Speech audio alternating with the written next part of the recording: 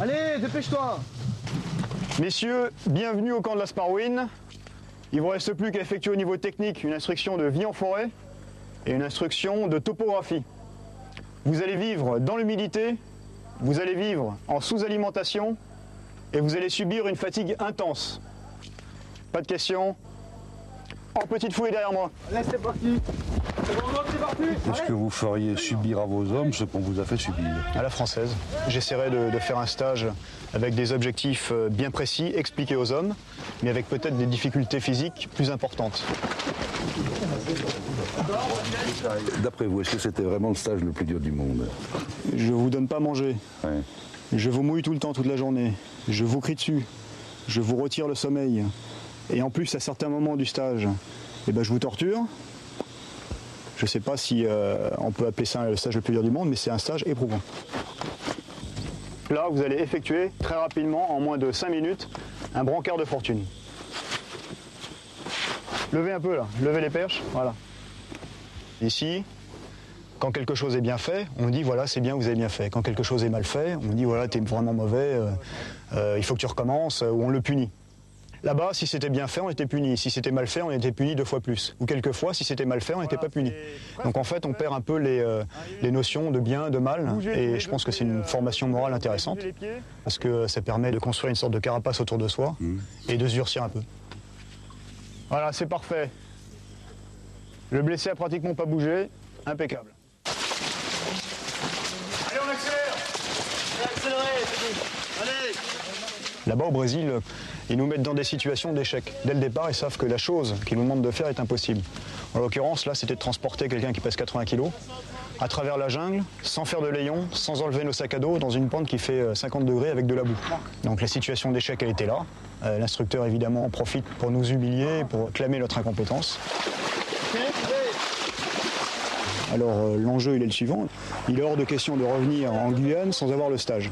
On s'oblige soi-même de jouer le jeu à fond, jusqu'à la fin. Allez, dépêchez-vous, bien organiser la chose. Allez, dépêchez-vous, attention, je vais dire un trou. C'est une bonne expérience. Alors, je ne sais pas dans quel sens ça m'a fait évoluer, mais c'est une expérience que finalement j'ai bien aimée, que je ne renouvellerai pas, mais que je conseille à l'autre. Vous en avez bavé? Oui. C'était voulu de toute façon. C'était clair, j'étais volontaire pour le faire. Armamento! O espeto sabe cururu não. Caria! Você vai andar chamando a atenção de todo mundo aqui. R! Équipamento! Je faisais le vide dans la tête et je me disais, bon, on pense à rien. Tiens, là, en fait, là, ce qui trahit qu'il m'énerve, c'est la glotte. Si j'avais pas fait ça, il aurait rien vu ce qu'on a. Mais c'est vrai que là, j'avais envie de lui rentrer dedans. Il est brésilien, il est dans l'armée brésilienne, ils ont des techniques particulières. Et justement, leur stage, c'est fait pour pousser les gens à bout et les énerver, et les faire rester sur leurs nerfs. Donc en fait, il a joué son rôle. Ça nous permet de nous dépasser au niveau de la fatigue physique, au niveau moral.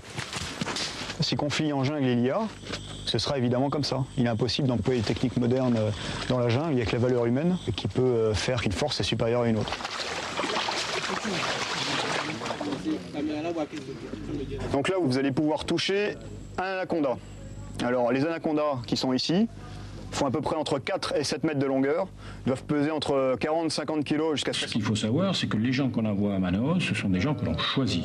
La forêt équatoriale est un milieu très hostile, donc il faut des gens extrêmement résistants physiquement, et d'ailleurs pour aller faire ce stage, il faut être, sur le point de vue physique, je dirais, au top niveau. Et ensuite, il faut que l'homme et une pression constante psychologique de manière à pouvoir s'adapter à ce milieu. C'est des véritables instructeurs qu'on envoie là-bas. Ce sont des professeurs de très haut niveau, des agrégés, si vous voulez, de la jungle.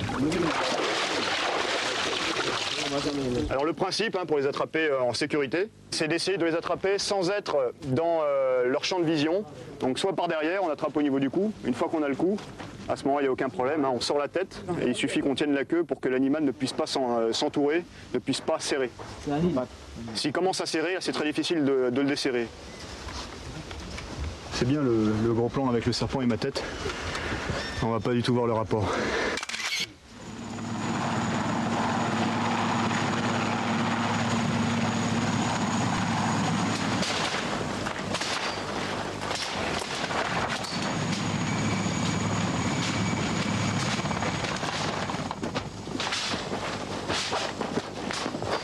Tu viens à gauche, on retourne la bâtisse.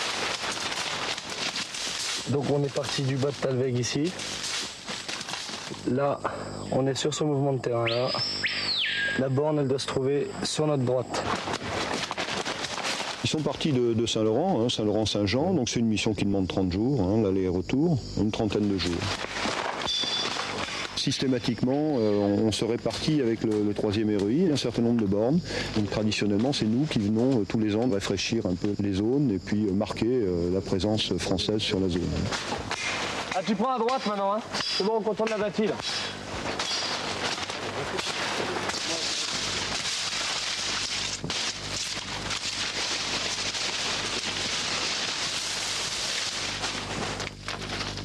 Présentez. Donc vous êtes arrivés, vous avez réussi votre mission et c'était ça. Des garçons comme Saï, ils doivent être formés moralement et avoir un moral à toute épreuve. Donc Manaus, ça permet de les mettre à l'épreuve et quand ils reviennent chez moi, je sais qu'ils peuvent être confrontés à toute action difficile. Les jeunes soldats qui viennent faire leur service au 9e RIMA, c'est différent. Effectivement, eux sont souvent en situation d'échec, scolaire ou autre. Et puis pour la première fois ici, ils vont se trouver confrontés à des missions qui vont réussir. Bon, ils en sortent beaucoup plus forts moralement, beaucoup plus en confiance, mais ils peuvent réussir ça grâce à des garçons comme lui qui se sont préparés et qui sont capables de les préparer à ce genre de mission.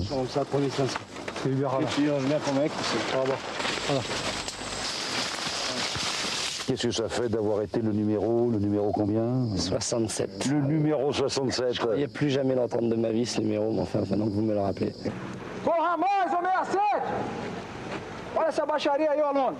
C'est assez humiliant de se faire appeler par un numéro. Toujours un numéro.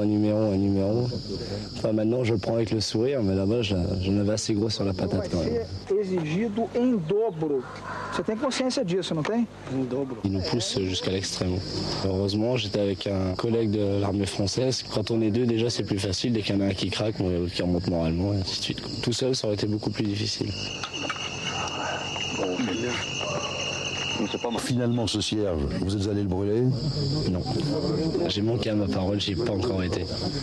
Ah ben, pour la peine, si je vous renvoyais à Manaus. Je vais l'en brûler deux. Et au nom de Dieu! Vive la coloniale! Et au nom de Dieu! Vive la coloniale!